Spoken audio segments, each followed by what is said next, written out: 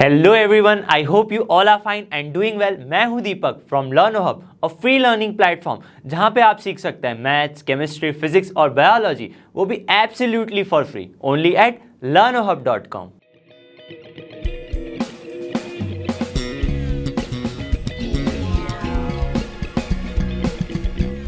तो आज हम देखेंगे NCERT solutions of class 12 chapter होने वाला है हमारा इंटीग्रल्स, जिसमें हम एक्सरसाइज 7.9 के क्वेश्चन नंबर 1 से लेके 15 तक सारे ही क्वेश्चन को करेंगे डिटेल में सॉल्व। आई होप कि आपने इस चैप्टर का वन शॉट वीडियो देख लिया होगा, और अगर नहीं देखा है तो अभी जाकर देख सकते हैं, जिसका लिंक आपको डिस्क्रिप्शन में मिल जाएगा। तो चलिए बिना किसी देरी के शुरू करते हैं।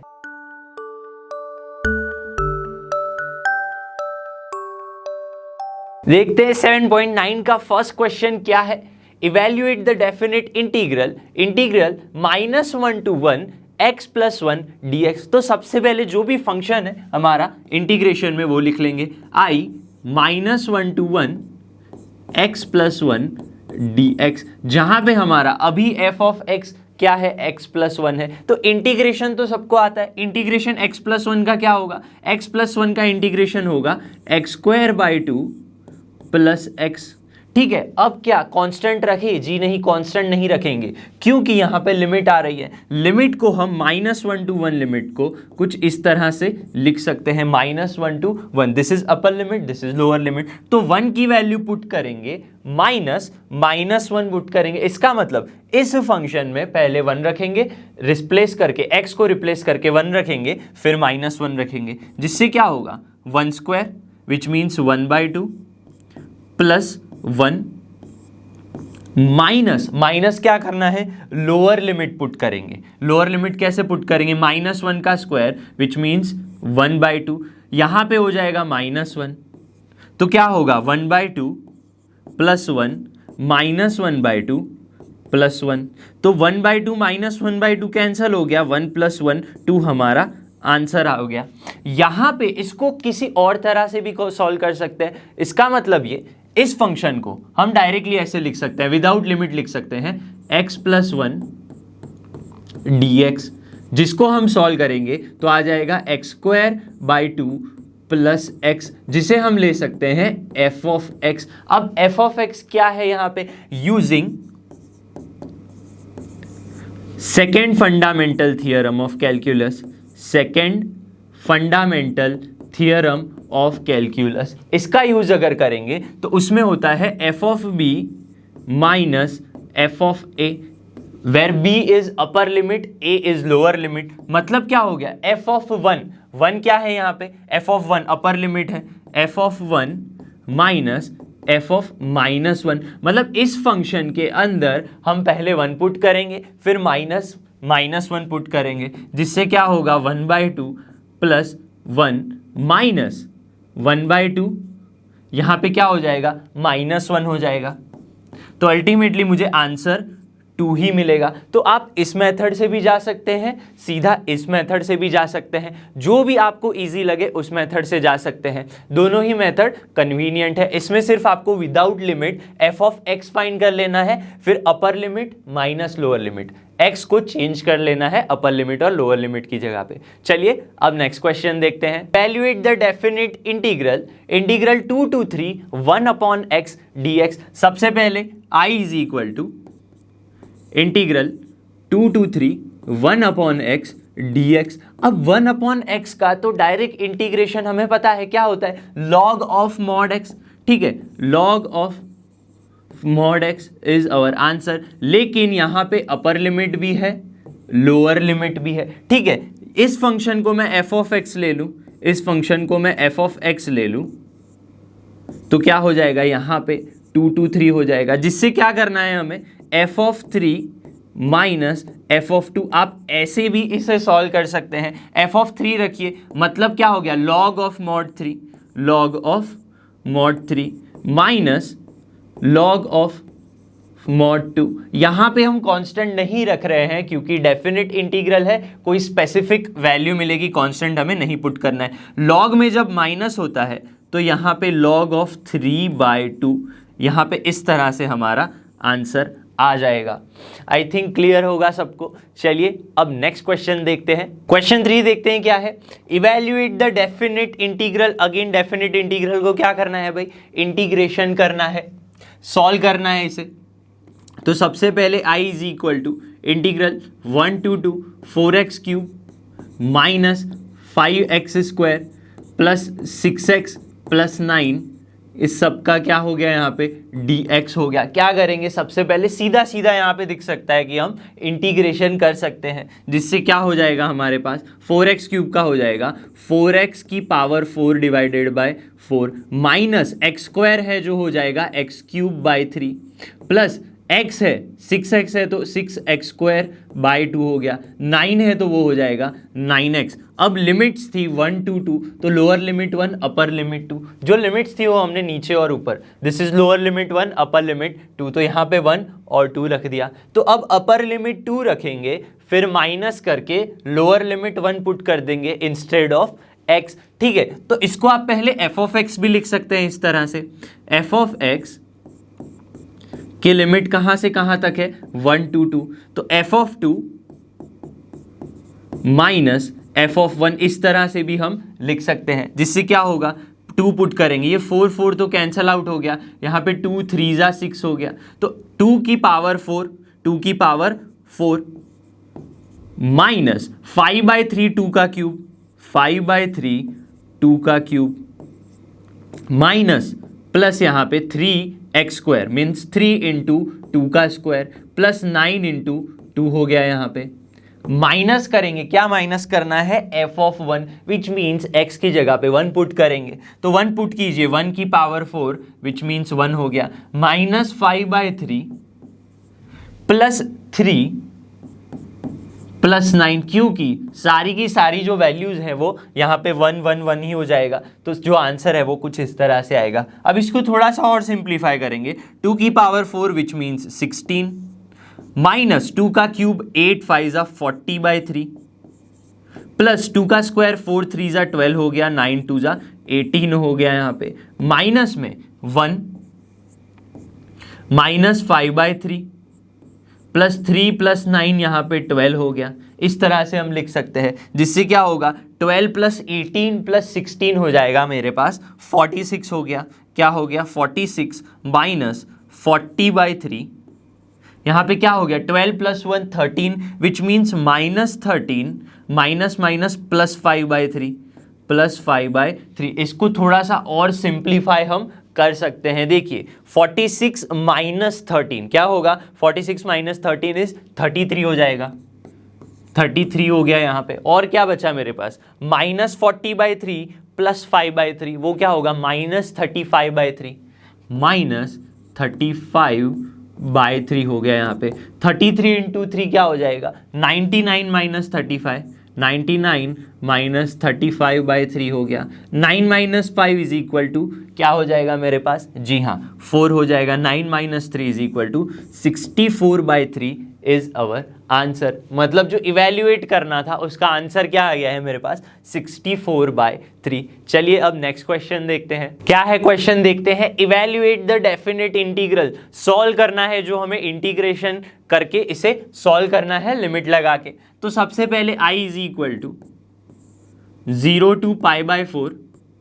अब 0 और π/4 क्या है, यहाँ पे थीटा की वैल्यूज है। क्यों थीटा की वैल्यूज है, बिकॉज फंक्शन हमारा sin 2x है, sin 2x हमारा फंक्शन है, sin 2x dx। अब sin x का हमें पता है इंटीग्रेशन क्या होता है, sin 2x का इंटीग्रेशन होता है माइनस का cos x, माइनस का cos x, लेकिन यहाँ पे 2x है तो cos 2x हो जाएगा, और 2x है तो उसका भी तो करना पड़ेगा जो हो जाएगा cos 2x/2। अब समझिए यहाँ पे लिमिट भी लगानी है, 0 to π/4 हो गया। क्लियर है यहाँ तक। अब देखिए π/4 अपर लिमिट और 0 क्या लगेगी लोअर लिमिट, लेकिन यहाँ पे -1/2 क्या है कांस्टेंट है जो हम बाहर निकाल सकते हैं, -1/2, और ये जो है cos 2x उसको ऐसे रख सकते हैं cos 2x 0 to π/4। इस तरह से हम सॉल्व कर सकते हैं। अब π/4 लिमिट लगाएंगे फिर 0 लगाएंगे, तो -1/2 cos 2 into π/4 minus cos 2 into 0 which mean 0 ही हो जाएगा अल्टीमेटली। तो -1/2 cos 2 pi by 4, 2 into pi by 4 क्या होगा, पाई बाय 2 होगा। कॉस पाई बाय 2 तो क्या होता है, 0 होता है। कॉस पाई बाय 2 इज 0 और माइनस में कॉस 2 इंटू 0 मतलब कॉस 0 की वैल्यू हो जाती है 1। तो 0 - 1 इज -1, तो -1/2 into -1 is equal to 1/2 is our final answer है। यहाँ पे आप एफ ऑफ एक्स भी रख सकते हैं, जैसे मैंने पहले बताया था। यहाँ पे एफ ऑफ एक्स को क्या ले सकते हैं हम, एफ ऑफ एक्स को ले सकते हैं cos 2x, cos of 2x ले सकते हैं, ठीक है। और ये -1/2 के साथ बाद में भी मल्टीप्लाई कर सकते हैं। तो इस तरह से आंसर है हमारा 1/2। चलिए अब नेक्स्ट क्वेश्चन देखते हैं। क्वेश्चन नंबर 5 देखते हैं क्या है। Evaluate the definite integral, again integration करके उसे सॉल्व करना है। कैसे, लिमिट्स अपर और लोअर लिमिट लगा के। तो सबसे पहले i is equal to integral 0 to π/2 है, where upper limit is π/2, lower limit is 0। cos 2x का इंटीग्रेशन क्या होता है, जी हाँ cos 2x, cos x की अगर मैं बात करूं, cos x का इंटीग्रेशन होता है sin x, तो cos 2x का क्या हो जाएगा, sin 2x बाय 2, और यहां पे हो जाएगा 0 टू π/2। क्या कर सकते हैं, यहाँ पे 2 कॉमन निकाल सकते हैं, विच मीन्स 1/2, और क्या हो जाएगा sin 2x 0 टू π/2। इस तरह से लिख सकते हैं हम यहाँ पे 0 टू π/2। देखिए 1/2 तो 1/2 ही रहेगा, साइन 2 इंटू π/2, 2 इंटू π/2 क्या हो जाएगा, पाई हो जाएगा ultimately. 2 into π/2 minus sine 2 into 0। इस तरह से कुछ आंसर आएगा हमारा 1/2।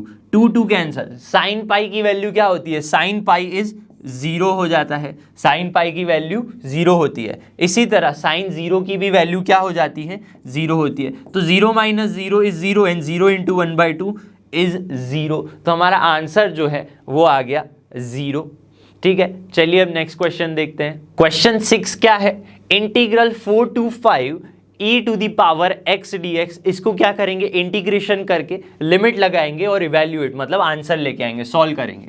i is equal to 4 to 5 integral 4 to 5 e⁻x dx is equal to, क्या करेंगे, e⁻x का इंटीग्रेशन क्या होता है भाई, e⁻x ही होता है, और लिमिट क्या लग गई 4 to 5 हो गया यहाँ पे। अब x की जगह पे अपर लिमिट पहले 5 पुट करेंगे, माइनस e⁻4 हो जाएगा।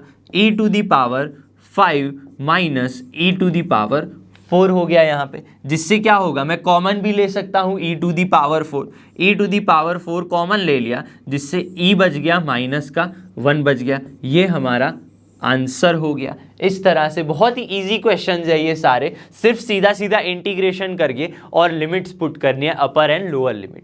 चलिए अब नेक्स्ट क्वेश्चन देखते हैं। क्वेश्चन नंबर 7 देखते हैं क्या है, evaluate the definite integral, integral 0 to π/4 tan x dx। तो सबसे पहले तो i लिखेंगे हम, जो भी फंक्शन हमें गिवन है, 0 टू π/4 tan x dx। अब tan x की फॉर्मूला क्या है इंटीग्रेशन की, tan x की 2 फॉर्मूला है, tan x dx is equal to, आप लिख सकते हैं log of mod sec x, या फिर minus log of mod cos x लिख सकते हैं। ये दोनों फॉर्मूलाज है, हम यहाँ पे यूज करेंगे log ऑफ sec x। आप कुछ भी रख सकते हैं, एक ही आंसर आएगा, log of mod sec x, और लिमिट लगेगी 0 टू π/4 लग गई लिमिट। अपर लिमिट लगाएंगे पहले, which means log of mod sec π/4 लग गया। माइनस में, माइनस क्या करना है भाई, log ऑफ sec 0, यहाँ पे क्या हो जाएगा, minus log of mod sec क्या हो गया, 0 वैल्यू हो गई, ठीक है। बस अब आंसर लेके आएंगे। sec π/4 की वैल्यू क्या होती है, sec π/4 मीन्स 1/cos π/4, 1/cos π/4 मतलब क्या होता है, 1/√2, विच मीन्स √2 आंसर आएगा इसका। log ऑफ क्या हो गया यहाँ पे, √2 आंसर आएगा यहाँ पे, ठीक है। माइनस में log ऑफ sec 0, cos 0 क्या होता है भाई, 1 होता है, कॉस जीरो क्या होता है, 1 होता है। तो 1 upon cos zero 1, 1/1 means log of 1 आ जाएगा। यहाँ पे भी क्या हो जाएगा, 1 हो जाएगा। तो मेरे पास आंसर आ जाएगा लॉग ऑफ √2/1, विच मीन्स √2/1 लिखूँ या नहीं लिखूँ, सिर्फ और सिर्फ मैं log √2 लिखूँ, नीचे 1 लिखूँ या नहीं लिखूँ, एक ही बात है। तो अल्टीमेटली लिख सकते हैं log of √2 is our answer. ठीक है, चलिए अब नेक्स्ट क्वेश्चन देखते हैं कि क्या है। क्वेश्चन 8 क्या है, integral π/6 to π/4 cosec x dx। तो क्या करेंगे यहाँ पे, i is equal to π/6 lower limit, π/4 क्या हो गई, अपर लिमिट हो गई, और फंक्शन f ऑफ x क्या है हमारे पास, कोसेक x dx। अब कोसेक x का इंटीग्रेशन डायरेक्टली फॉर्मूला हमें पता है, क्या है वो फॉर्मूला, वो है log of mod cosec x minus cot x, ये हमारी फॉर्मूला है। और लिमिट भी तो है, लिमिट क्या है, π/6 which is lower limit and π/4 upper limit है। बस तो पहले अपर लिमिट लगाएंगे, माइनस करके लोअर लिमिट लगाएंगे, तो क्या होगा यहाँ पे, log of mod cosec π/4 minus cot π/4 mod close, minus में log ऑफ मॉड कोसेक π/6 क्योंकि लोअर लिमिट क्या है, π/6 है, माइनस कॉट π/6। ठीक है, यहां तक क्लियर होना चाहिए। अब कोसेक π/4 और कॉट π/4 की वैल्यू पता होनी चाहिए। log ऑफ कोसेक π/4 होता है √2 होता है, क्या होता है भाई, √2, और माइनस कॉट π/4, चलिए कॉट π/4 नहीं पता है तो tan π/4 हमें पता है 1 है। ठीक है, वैल्यू तो सारी की सारी पता है, लेकिन सिर्फ आपको एक फंक्शन नहीं पता है, तो अगर दूसरा पता है उसका इनवर्स फंक्शन, उसका ऑपोजिट रेसिप्रोकल कॉट का tan होता है, तो भी आप ऐसे लिख सकते हैं। ठीक है, माइनस में क्या बच गया मेरे पास, log ऑफ मॉड कोसेक π/6 क्या होता है, कोसेक π/6 होता है यहाँ पे 2। इसी तरह कॉट π/6 क्या होता है, कॉट π/6 की वैल्यू है √3। तो log 2 minus 1, log of mod √2 minus 1, minus में log 2 माइनस √3, जिससे माइनस के लिए कॉट लॉग फंक्शन क्या होता है, डिवीजन में चला जाता है। तो आंसर आएगा मेरे पास log of mod √2 minus 1 upon में 2 माइनस √3, 2 माइनस का √3, ये मेरा आंसर आ गया है यहाँ पे। ठीक है, चलिए अब नेक्स्ट क्वेश्चन देखते हैं। क्वेश्चन नंबर 9 है, evaluate the definite integral integration 0 to 1 dx upon square root of 1 minus x square. तो ये जो फंक्शन है यहाँ पे i is equal to integral 0 to 1 dx upon square root of 1 minus x square है, लेकिन 1 minus x square को मैं 1 स्क्वायर माइनस एक्स स्क्वायर भी लिख सकता हूं। अब देखिए 1 upon square root of A square minus x square है, इसका मतलब क्या होगा, integral dx upon square root of A square minus x square अगर है तो उसकी तो फॉर्मूला हमें पता है, sine inverse x upon A, ये होती है फॉर्मूला। तो बस यहाँ पे भी क्या लगेगा, sign inverse x upon A, what is x, x is x, और a की वैल्यू क्या है यहाँ पे 1 है, तो 1 रखूं या नहीं रखूं, तो साइन इनवर्स x 0 to 1। तो सबसे पहले क्या रखेंगे, अपर लिमिट 1 रखेंगे, जिससे क्या होगा, sine inverse 1 minus sine inverse 0। इसका मतलब क्या हुआ, साइन की वैल्यू 1 कब होती है, साइन की वैल्यू 1 कब होती है, कौन से एंगल पे साइन की वैल्यू 1 होती है, जी हाँ वो होती है π/2 पे। माइनस साइन की वैल्यू 0 कब होती है, कौन से एंगल पे होती है, 0 डिग्री पे, तो π/2 degree minus 0 to π/2 minus 0 which means π/2। ये π/2 डिग्री नहीं है, इट इज अ रेडियन। अगर इसका मैं बताऊं तो 90 डिग्री है हमारा आंसर। क्लियर है, चलिए अब नेक्स्ट क्वेश्चन देखते हैं। क्वेश्चन 10 है, integral 0 to 1 dx upon 1 plus x square. तो सबसे पहले तो जो फंक्शन है हम उसे क्या लिखेंगे, i is equal to 0 to 1 dx upon 1 plus x square. अब 1 को तो मैं 1 स्क्वायर भी लिख सकता हूं, तो ये किस टाइप का फॉर्म हो गया, इसकी तो हमें फॉर्मूला पता है, dx अपॉन ए स्क्वायर प्लस एक्स स्क्वायर वाला फॉर्म हो गया, ए स्क्वायर प्लस एक्स स्क्वायर। तो इसकी फॉर्मूला, इंटीग्रेशन की सीधी फॉर्मूला पता है, that is 1 upon A tan inverse x upon A, plus में कांस्टेंट रख सकते हैं, लेकिन यहाँ पे लिमिट है तो यहाँ पे कांस्टेंट पुट नहीं करेंगे। तो सीधा यहाँ पे a की वैल्यू क्या हो गई, a की वैल्यू 1 हो गई। तो tan इनवर्स पहले तो लगेगा 1 अपॉन ए मतलब 1 अपॉन 1 तो 1 ही हो जाएगा। तो tan इनवर्स x अपॉन में a इज 1, तो tan इनवर्स x अपॉन 1 यही हो गया। तो tan inverse x 0 to 1, upper limit 1 lower limit 0, बस अपर लिमिट और लोअर लिमिट का खेल है, वही लगा देंगे।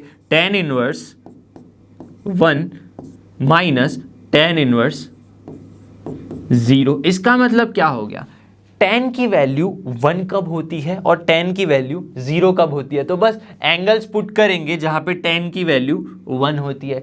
tan π/4 पे वैल्यू क्या हो जाती है, 1 हो जाती है, और 0 डिग्री पे या फिर 0 पे क्या हो जाती है, वैल्यू 0 हो जाती है। तो आंसर क्या आ गया, π/4 माइनस 0 इज π/4।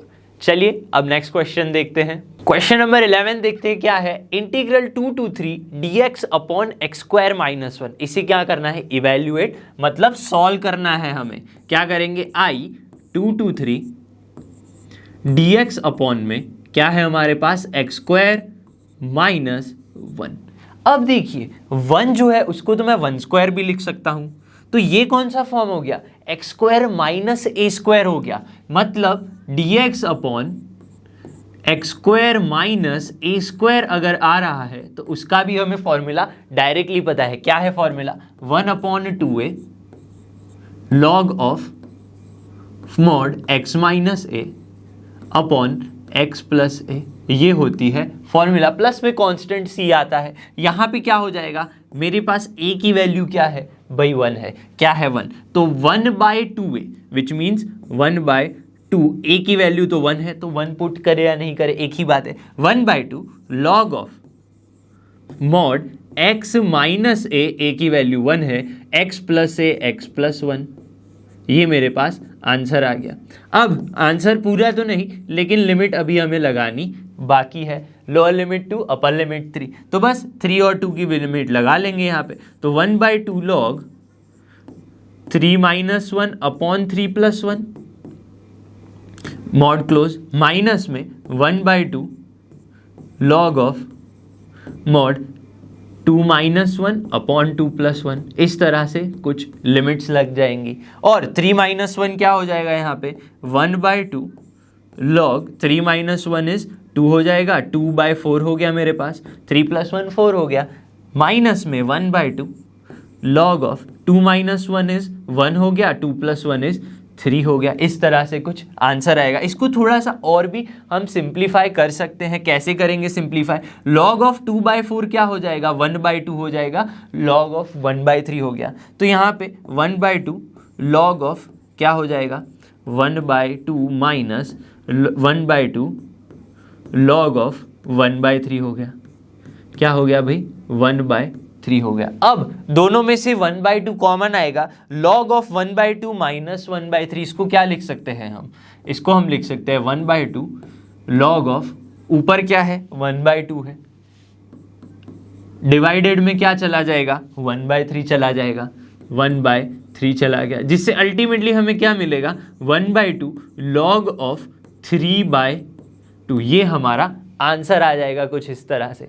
चलिए अब नेक्स्ट क्वेश्चन की ओर बढ़ते हैं। चलिए क्वेश्चन नंबर 12 देखते हैं क्या है, evaluate the definite integral. Definite integral को क्या करना है, इवैल्यूएट, मतलब हमारे पास लिमिट है और फंक्शन है cos स्क्वायर एक्स। तो सबसे पहले लिख लेंगे i is equal to integral 0 to π/2 cos square x dx। अब cos स्क्वायर एक्स का इंटीग्रेशन हमें नहीं पता है, तो हम इसे सिंप्लीफाई करेंगे।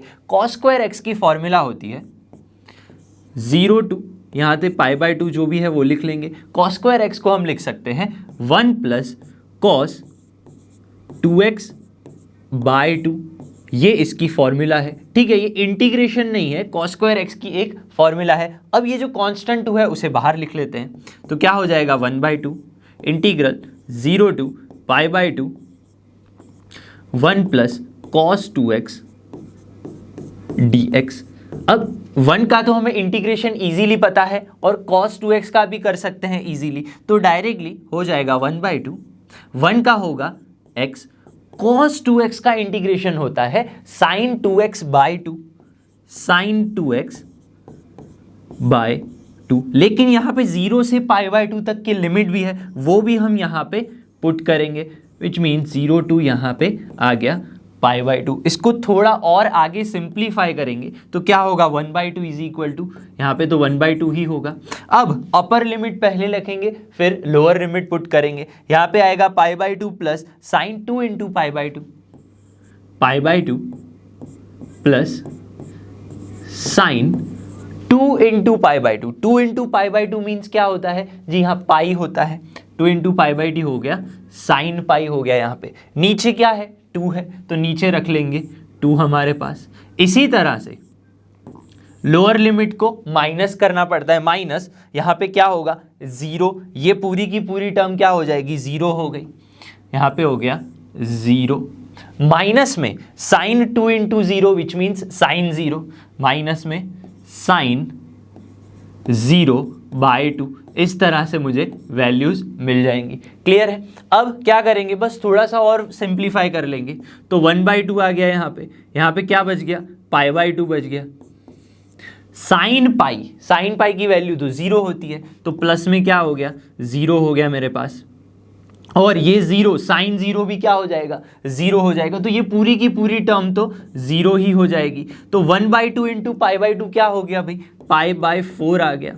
तो ये हमारा आंसर है। तो इजीली आप ऐसे सॉल्व कर सकते हैं। चलिए अब नेक्स्ट क्वेश्चन देखते हैं। क्वेश्चन नंबर 13 क्या है, integral 2 to 3 x divided by x square plus 1 dx। यहाँ पे मैं देख सकता हूँ ऊपर भी एक फंक्शन है, नीचे भी एक फंक्शन है। मैं डायरेक्टली डिवीजन का तो इंटीग्रेशन कर नहीं सकता, तो सबसे पहले हम क्या करेंगे, जो भी है फंक्शन 2 to 3 x अपॉन में x स्क्वायर प्लस 1 लिख लेंगे भाई। अब यहाँ पे मैं देख सकता हूँ, अगर मैं x स्क्वायर प्लस 1 को डिवीजन डेरिवेटिव निकालूँ x स्क्वायर प्लस 1 का, तो क्या आ सकता है, x स्क्वायर का 2x आ जाएगा। तो यहाँ पे 2x बन रहा है, देखिए यहाँ पे मैंने 2 से मल्टीप्लाई किया, 2 से मैंने डिवाइड कर दिया, ठीक है। तो 2x अपॉन में x स्क्वायर प्लस 1, इस तरह से मैं लिख सकता हूँ। अगर मैं इसको t लूँगा तो t सब्सटीट्यूशन मेथड लगाऊंगा तो मुझे लिमिट्स चेंज करनी पड़ेगी, वो आप नेक्स्ट एक्सरसाइज में वो वाला टॉपिक है, ठीक है। लेकिन यहाँ पे हम ऐसे नहीं करेंगे, यहाँ पे 1/2 2x upon x square plus 1 है। अब सीधा सीधा इसका इंटीग्रेशन क्या होता है, यहाँ पे अगर integration f dash of x upon f of x है, इस तरह से अगर फंक्शन आ रहा है, ये वही तो है मेरे पास। यहाँ पे क्या हो रहा है, f डैश ऑफ x है, क्या है f डैश ऑफ x, यहाँ पे 2x है, और f ऑफ x क्या है मेरे पास, x स्क्वायर प्लस 1 है। इसी तरह का फंक्शन है, तो आंसर आता है log of mod f of x, ये आंसर आता है हमारे पास। तो इस फंक्शन का फ्रॉम 1, ये 1 का आंसर क्या आ जाएगा, i is equal to f dash of x upon x, क्या होगा आंसर, ये 1/2 तो वैसे का वैसा ही रहेगा, log of mod f of x is x square plus 1, x square plus 1। यहाँ तक क्लियर है। लेकिन लिमिट भी है 2 to 3, तो क्या करेंगे, यहाँ पे लिमिट लगाएंगे 2 to 3, जिससे क्या मिलेगा 1/2 log ऑफ, अपर लिमिट पहले लगेगी विच मीन्स 3 का स्क्वायर, 9 + 1 लगेगा विच मीन्स क्या हो गया, log 10 हो गया, log ऑफ 10 माइनस यहाँ पे लोअर लिमिट 2 लगाएंगे, log ऑफ 2 स्क्वायर मतलब 4 + 1 विच मीन्स log 5 हो गया, log 5 हो गया। यहाँ तक क्लियर है। log 10 माइनस log 5 क्या होता है भाई, log 10 माइनस log 5 हो जाएगा log ऑफ 10/5। ऐसा क्यों है, माइनस करते हैं तो log हमेशा डिवीजन में लेके जाते हैं। तो इसका आंसर मुझे क्या मिलेगा, यहाँ पे अगर मैं लिखूँ तो 1/2 log 10/5 क्या होगा, 10/5 मीन्स 2 होगा, तो 1/2 log 2 हमारा आंसर है। तो बस आपको ये करना है, f dash x upon f of x है, तो सीधा log ऑफ मॉड fx रख देना है इस तरह से, फिर लिमिट्स लगा लेनी है, ठीक है। चलिए अब नेक्स्ट क्वेश्चन देखते हैं। Integral 0 to 1 2x + 3 divided by 5x square plus 1 dx। यहाँ पे भी क्या करना है, डेफिनेट इंटीग्रल है और उसका मुझे क्या करना है, इवैल्यूएशन मतलब वैल्यू फाइंड करनी है, ठीक है। तो क्या करेंगे, सबसे पहले तो i is equal to integral 0 to 1 2x plus 3 divided by 5x square plus 1 dx हमने लिख लिया यहाँ पे।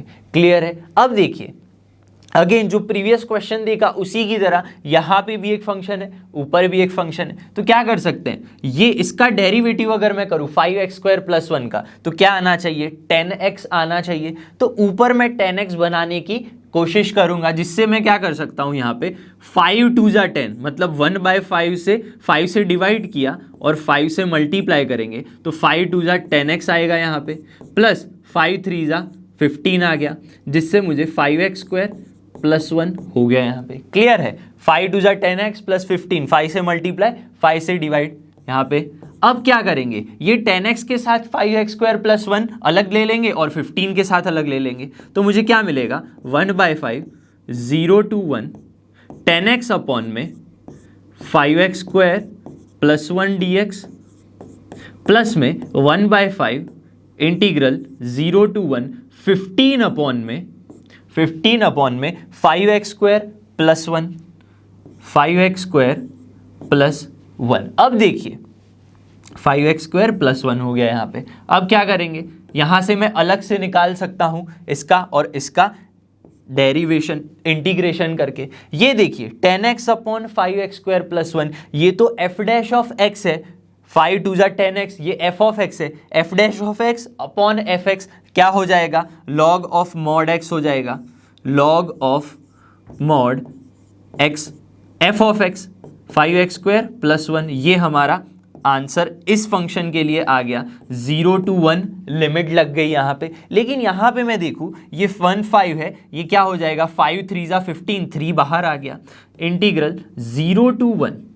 ठीक है, समझिएगा ये तो एक्स स्क्वायर प्लस ए स्क्वायर के फॉर्म में लिख सकते हैं। हम इसे क्या कर सकते हैं, एक्स स्क्वायर प्लस ए स्क्वायर कैसे लिखेंगे, यहाँ से 5 कॉमन जाएगा तो यहाँ से क्या हो जाएगा एक्स स्क्वायर, 5 कॉमन गया, यहाँ से भी 5 कॉमन जाएगा मतलब 1/5 लिख सकते हैं और यहाँ पे क्या होगा 5 हो जाएगा। लेकिन 1/5 को मैं क्या लिख सकता हूँ, मैं 1/5 को √5 का होल स्क्वायर लिख सकता हूं। तो ये तो क्या हो गया एक्स स्क्वायर प्लस ए स्क्वायर का फॉर्मूला, जिसका आंसर क्या होता है इंटीग्रल dx अपॉन में एक्स स्क्वायर प्लस ए स्क्वायर। अगर मुझे इस तरह से मिल रहा है तो उसका आंसर होता है 1/a tan inverse x upon a।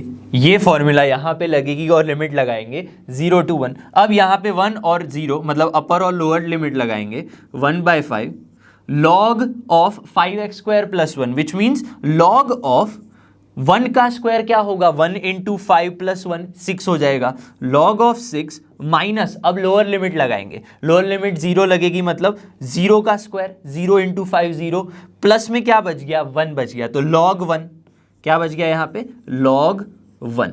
यहाँ तक आंसर इसका आ चुका है, बस इसको करेंगे अब प्लस में। अब 3 है 5 यहाँ पे क्या है नीचे कांस्टेंट है तो 5 बाहर निकल जाएगा तो 3/5 आ गया।